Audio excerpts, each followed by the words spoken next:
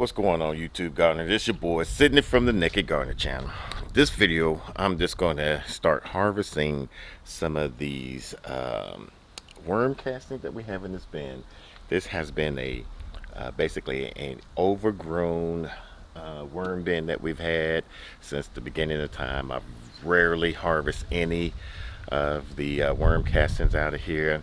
I've been watching some YouTube videos on harvesting some of these worm castings and just reincorporating and starting some new bins. We've done adding some new worms into a worm bin. We'll put a playlist above here so that way you can follow along. If you're into vermicomposting, like I am, I find these videos very interesting, especially when they do time lapses of worms devouring, eating up whatever debris that they have in there. So that's not going to be one of those videos, but I am going to show you the amount of worms that we have in here and then just redo this whole bin all over again. So let's get going.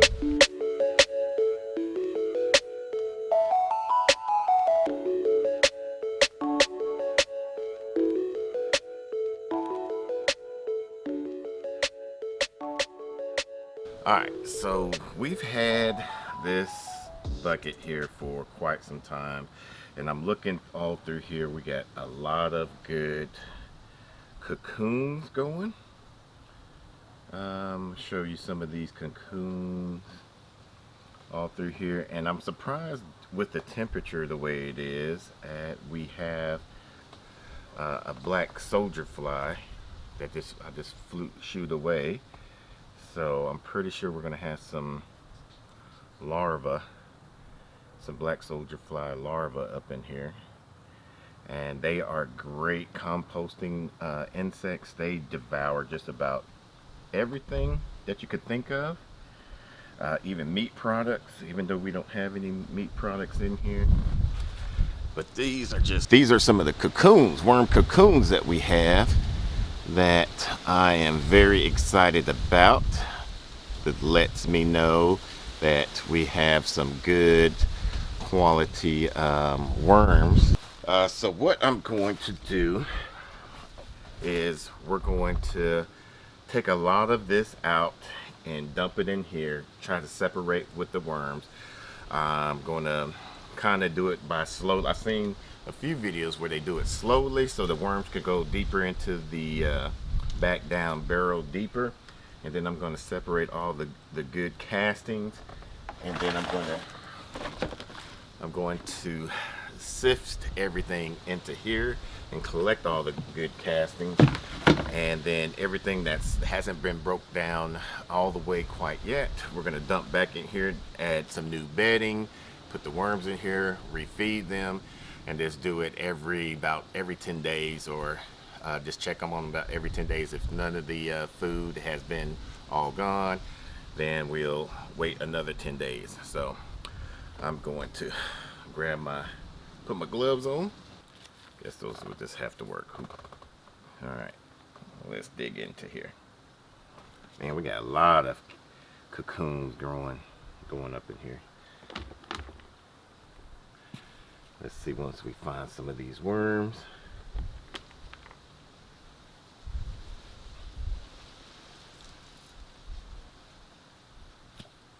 Got some worm right there. Keep him buried over there. Got a lot of worms. Look at all those babies. Can y'all see all that? Got some healthy worms.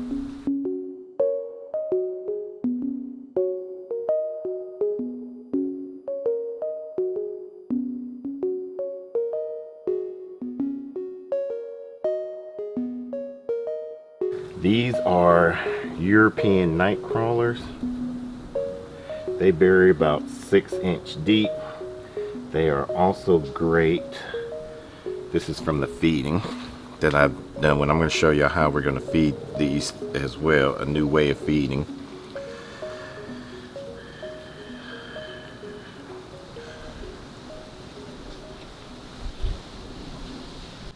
And see, here goes some of the black soldier fly larvae in there. A lot of baby worms.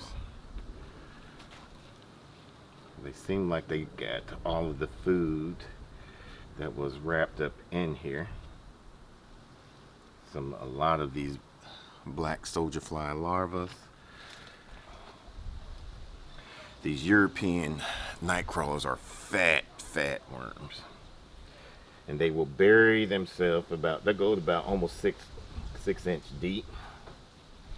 That's one thing I like about these compared to the red wrigglers, where wrigglers are, for me, it was harder to contain.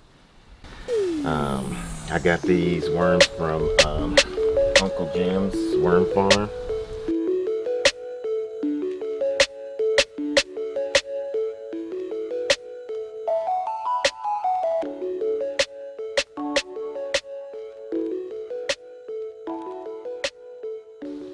We got these avocado pits that Mrs. Nick Gardner loves. We try to put those in there. We did a Instagram video, I guess live, whatever, story of these avocado pits where worms are just going all through these. These are hard to break down, but just trying to see how soon can they break all of that stuff down. It is biodegradable and they will eventually break it down.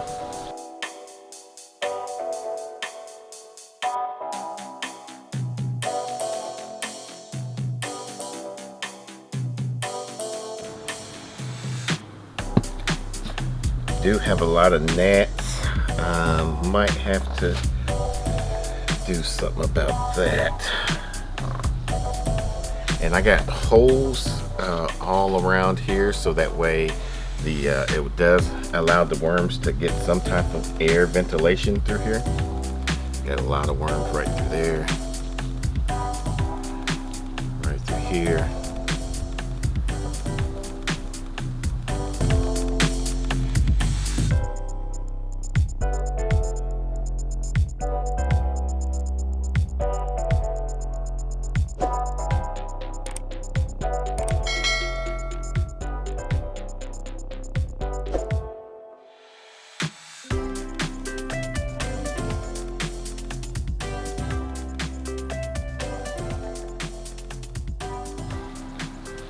And the good thing about this, it has no foul anaerobic smell.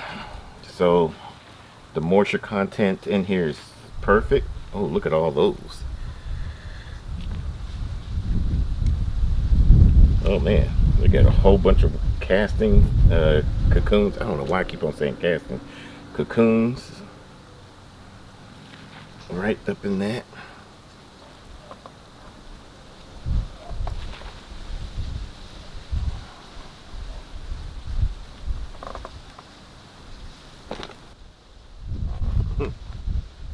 A lot of baby worms in here. I wonder, are y'all getting a lot of this?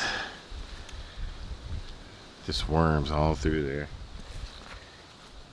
All right, so now all of the worms should be migrated here and burying deep. So it's going to be a lot easier for me to get a lot of this broken down material. I don't have to worry about getting the worms out. Seemed like this area right here was one of their good feeders. Normally you wouldn't have to have a large container like this. I would recommend about an 8-inch deep container at the max. But this is all we had at the time, and I didn't feel like purchasing any new materials. But once we get our new place, we will be going with a shallower deep container. This side is pretty much done. All right, so what I'm going to do now is I'm just going to mush all of these back here and allow the worms to resettle themselves and fall deeper into the little castings here, because the worms, they don't like sunlight, so they will get as far away as possible. So we'll just do that. As you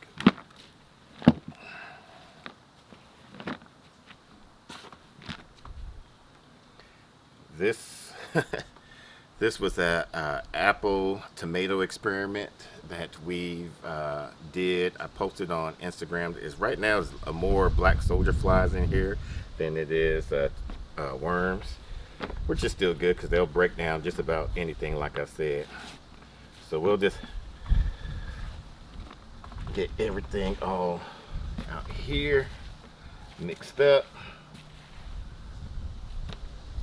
and then they'll bury deep. We'll wait probably about 15 minutes, and I could tell this is a lot lighter than what it was.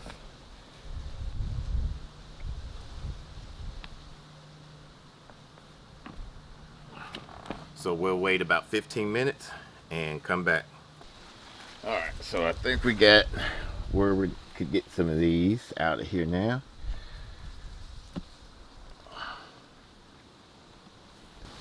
Just oodles and oodles of worms right there. It must have been a good feeding nest or something. And we got a black soldier fly that I'll probably put that over there. That soldier fly larvae being right there.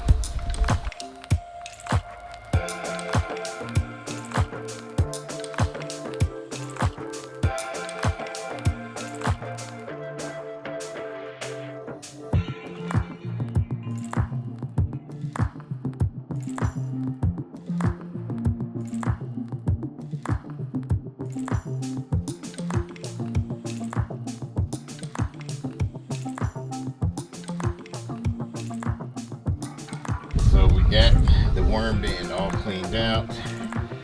I kept some of the unbroken down material that they're feeding off over here, and as you can see right here is basically all of the worms.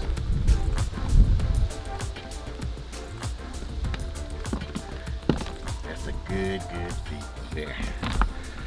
So I'm not sure how many worms that's all in there, but it's quite a few. Our next step now is I'm going to separate that a little bit. They're kind of going towards the food and whatnot.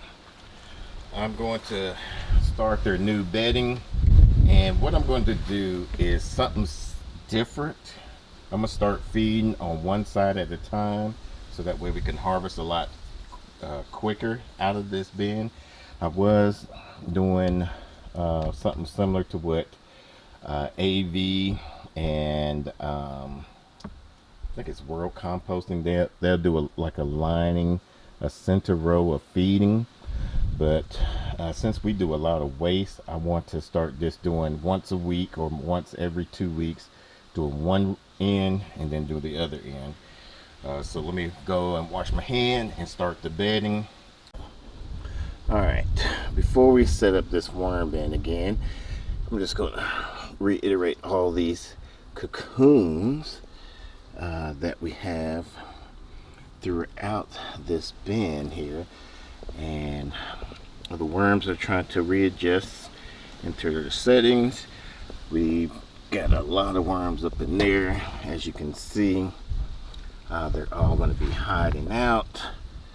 So let's go ahead and get their new bedding all ready for them. First things first, let's get some of this trash out of here, like these stickers off of your fruit. You don't want to have that on there, so we'll throw that out. Got plenty of worms. We're going to try to have the worms migrate over there. For bedding, you could use just about anything from cocoa core to peat moss, compost, leaves. You got to be mindful of the acidic value, so you don't want to add too much peat moss because it's very acidic. You could use shredded leaves, compost, even dirt, I think. And we're going to kind of do this in layers. I think that should be good enough for them. I'm not going to make this heavy for them like I did last time. We're going to do a little bit of grit to kind of get prepared. This is just pulverized eggshells. You want to be mindful of the dust, because even though it is organic, it is very harmful. And then we're going to do what AV and World Composting call it, a almost like a compost ball. So what they do is they'll take a piece of paper, newspaper or paper or whatever, and they would take a handful of kitchen waste, and some of this is like used coffee grounds and just kitchen scraps and stuff like that. I'm gonna save these coffee filters, and then we're just gonna make a loose ball.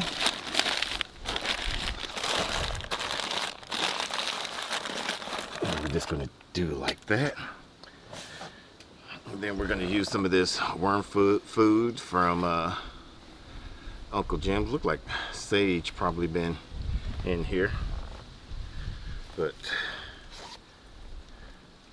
and this is gonna kind of help attract the worms over there. Look like we got some corn on the cob, some different dried meal type stuff, and then we're going to add even some leaves that, let's shred these leaves up a little bit.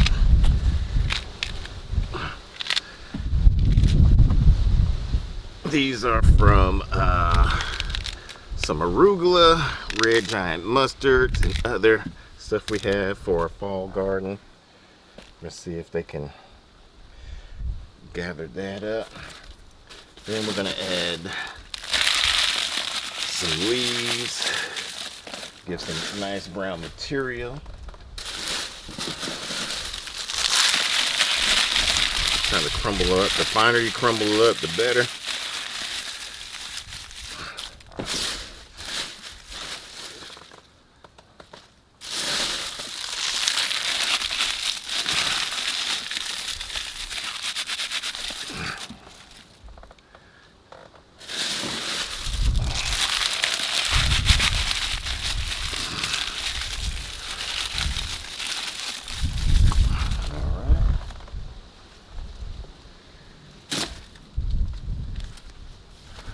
Then we're going to add the rest of this bedding.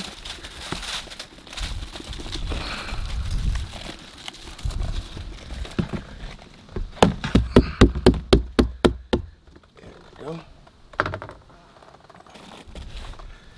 And what I might even add on here, let's add some newspapers. Shredded up newspapers and papers and all this other stuff. We got rid of all the glossiness of here. I'm gonna go add some unused compost. Hold on. Sprinkle some of this compost here.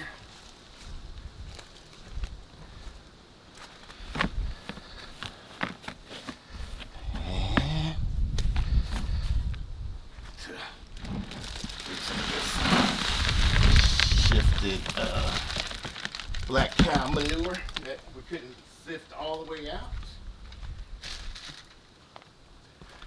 Spread that all the way. Good. And then we're going to do something that he does on the AV channel. He puts a coffee filter to where he basically last fed the worms. And so what we're going to do is we're going to alternate each feeding. So this week I'll have that's their feeding. Then when I feed next time, I'll just keep on moving the filters over to let me know where I can start harvesting a lot of this out. So I'm gonna kind of get some of this mixed in here.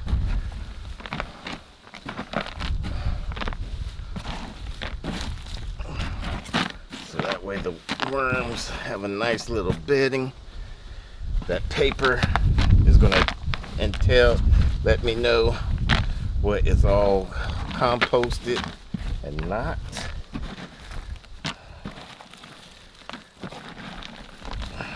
There we go. Let's see how this little experiment works. Let's do a little bit more grit. There we go.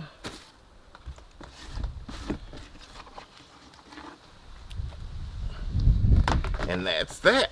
All right. So we're gonna try this out for about 90 days. I believe this bin had roughly about 250 worms. Looks like it's been more worms incorporated since then. I'm not exactly sure how to find out what was the verdict on that. We're gonna put the lid back on here and then just kind of monitor it for the next 90 days. All right, so now it's time to start sifting out this worm casting that we have here. And this basically just gets everything that needs to be in here. So we just run this through the sift here. And if you're interested about how to make this, we made this a while back. We used to have a 1/2-inch screen on here, and then we went to convert it to a 1/4-inch screen. So it just basically gets a finer materials out, get all the large particles out of here. So we're just going to do that till we fill this container up, and whatever's that does not need to be in here, we'll put in the compost. All right, I'm gonna put this in the worm bin over there.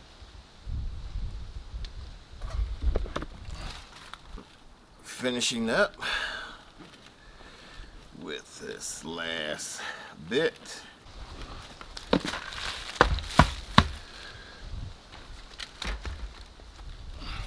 So we got a lot of this fluffy stuff. It's a little bit too wet, so what I might wind up doing is I might put it in here and just kind of spread it all out to kind of let it dry out for about 2 to 3 weeks. Got a lot of good cocoons going in here, a few small baby eggs of worms hatching. So we got a lot of castings right here, and that's going to be good to be able to kind of spread it out through this whole bed system, all back through there. As you can see, we put a little bit of the larger particles of the mulch that we sifted out through here, and then we're going to be putting some through here and possibly some back through there, so we can continue to do our weekly fertilizing. All right, so I think I'm going to do this about every so often. The next time I get this, probably in the next 45 days, I'm going to do a separation of this. I'm not sure just yet. If you're interested in learning more about this vermicomposting, let me know. Comment down below. I'll do even more of these types of videos where I'm showing you how I'm feeding these worm bins and worm towers and whatever it may be, so that way y'all too can also do do this as well. It's very easy. If I can do it, I'm pretty sure y'all can do it as well. All right, if you're interested in learning other ways to deal with worms and how to harvest worm castings, we'll put a playlist above so that way you can follow along. Until the next video, let's grow together.